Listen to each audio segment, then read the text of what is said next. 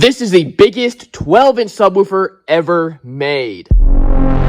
And this is a 12,000 watt RMS amp. And today we're going to be hooking this combo up, putting it to the full test to see what this bad boy can do. Stay tuned.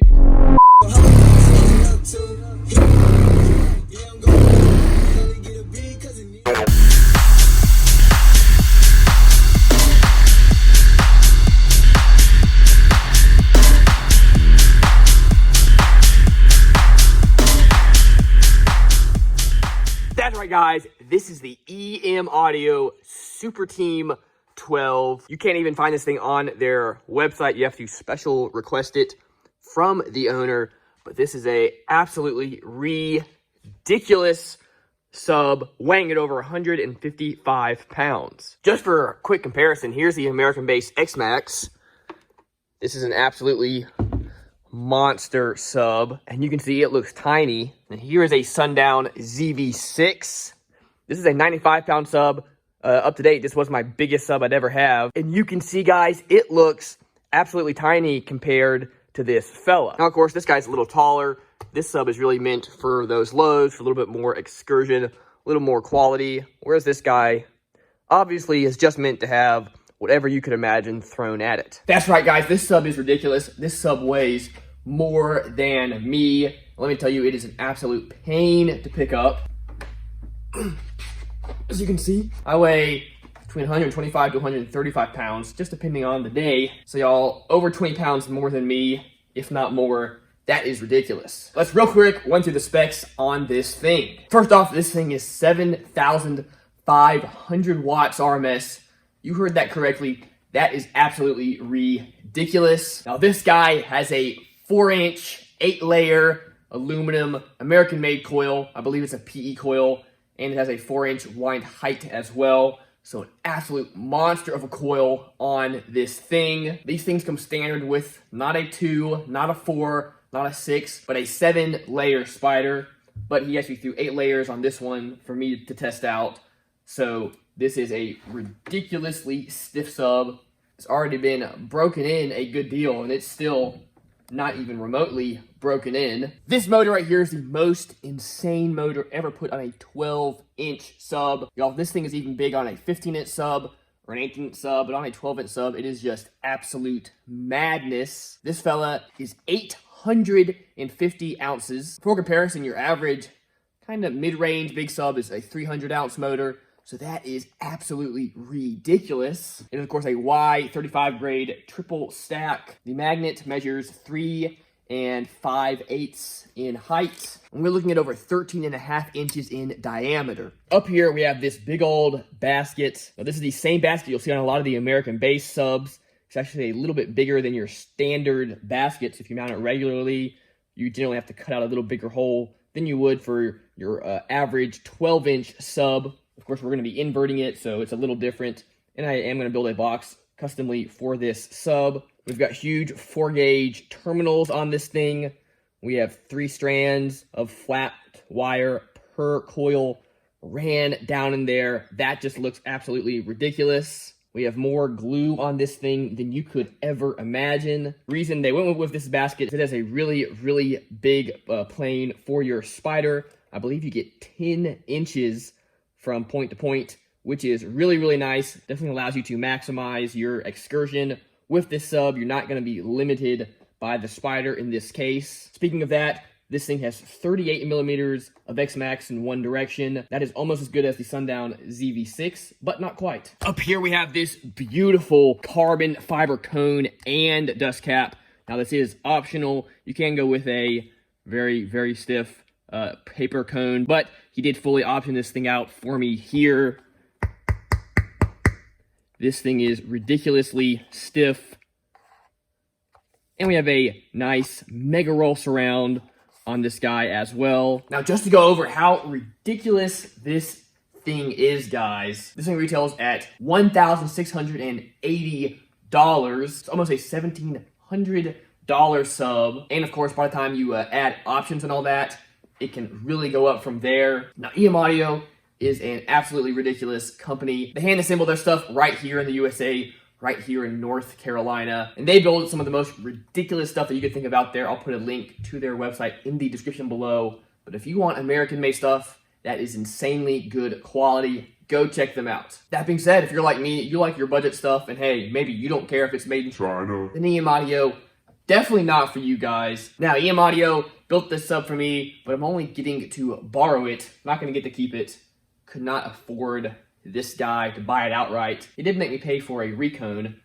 Since I paid for the recone, guys, that means we might as well see what this guy can fully do. We will just run this thing at a ridiculous level to see what it takes to blow it. So give this video a thumbs up if you want to see that. That's the sub, guys. Next up, we're gonna build a custom box specifically for this thing. Now, Eagle, the owner of EM Audio, sent me specs for the box. My buddy Patrick over at Spencer Designs helped me design the box. So let's build that. Gonna show you all that here real quick.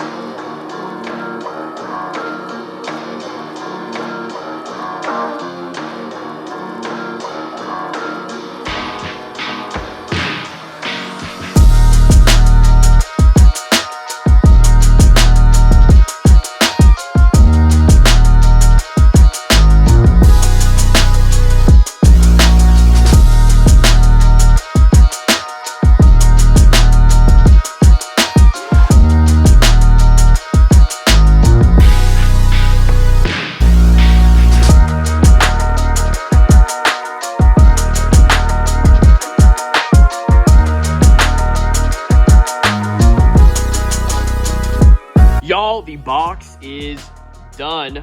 Now, I thought about staining it, but kind of on a time crunch with being December and me needing to get several videos out. So this is gonna have to do. But y'all, look at this thing. Of course, we are doubled all the way around. And of course, this is 3/4 of an inch plywood. So 1.5 inch walls, tripled on top. So 2 1/4. I know it won't show it on video, but this thing is ridiculously thick. This is wild, guys. Okay, all of my screw holes are pre-drilled and pre-screwed, and they are angled away from the wall slightly just for more strength. Basically, when I put the sub on, all I'm gonna be able to do is use a ratchet to put these screws in. So having it all pre-drilled and everything will make that process a whole lot easier. Real quick, guys, if you were watching my videos and you are upset because you cannot fully hear the bass in the videos, then you need to run up to Down for Sound and pick up some of their BassBudz or even their Studio Pro headphones. These things are awesome, great quality, and they sound great. So check out the link in the description below to check them out. Look at this monstrosity. Guys, this is just absolutely ridiculous back here. Of course, we got the 12K all hooked up. Got 4-gauge wire ran to the sub just because we can. This is crazy. I know video won't do it justice.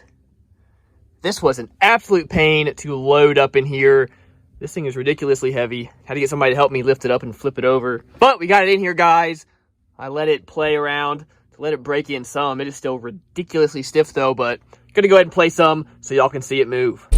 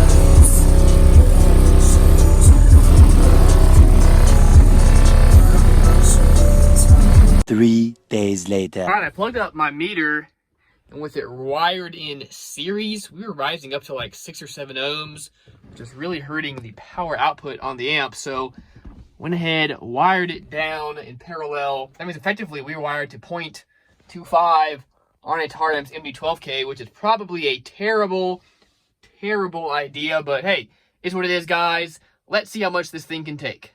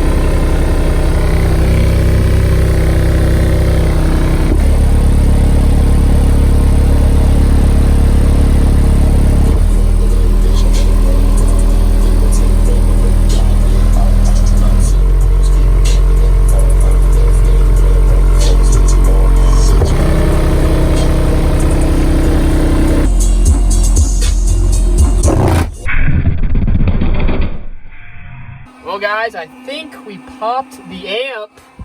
Oh, no! I have the amp disconnected from the speaker wire. We're gonna turn it back on, see if it's actually damaged, or if it just went into protect.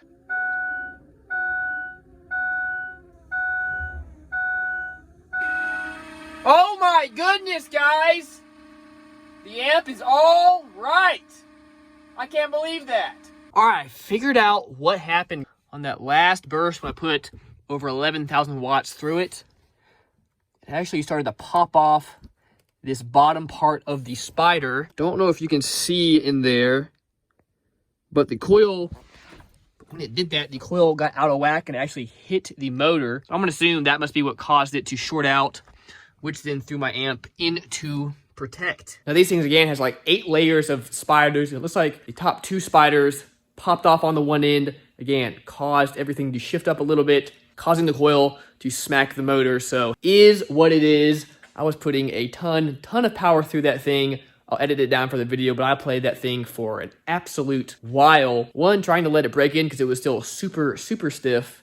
And 2, I just wanted to see what it could take. And hey, y'all see there, guys, it takes some pretty wild power. 1, having that big of a motor, that's obviously a ton of motor force. 2, putting that much insane power through it. This thing was moving like nobody's business, especially with it being so stiff. I'm honestly surprised the spiders and everything held up as long as they did. I've been bumping this thing a good deal, and I really wanted to push it tonight with testing it out. So, guys, this sub was ridiculous, absolutely insane. And hey, like I do, wanted to push it to the absolute max, and that's what we did. That being said, I went in, I ohm tested the coils. The coils themselves are fine. So the coil itself didn't blow. So hey, that is a ridiculous coil. Well, guys, you saw it. That is the biggest 12-inch sub that you can get. Seems to have taken 3,000 to 5,000 watts. Just absolutely smashing it, no problem whatsoever. Even got it to playing up into 7, 8, 9,000 watts. Didn't have any issues. Wasn't until I pushed it to that 11,000 watts that thing just absolutely bottomed out like nobody's business. Anyway, guys, thank you all so much for watching. If you enjoyed this, let me know. Give me a thumbs up and please subscribe. It really helps out. That's gonna do it for the video. Remember, as always, guys, keep bassing on.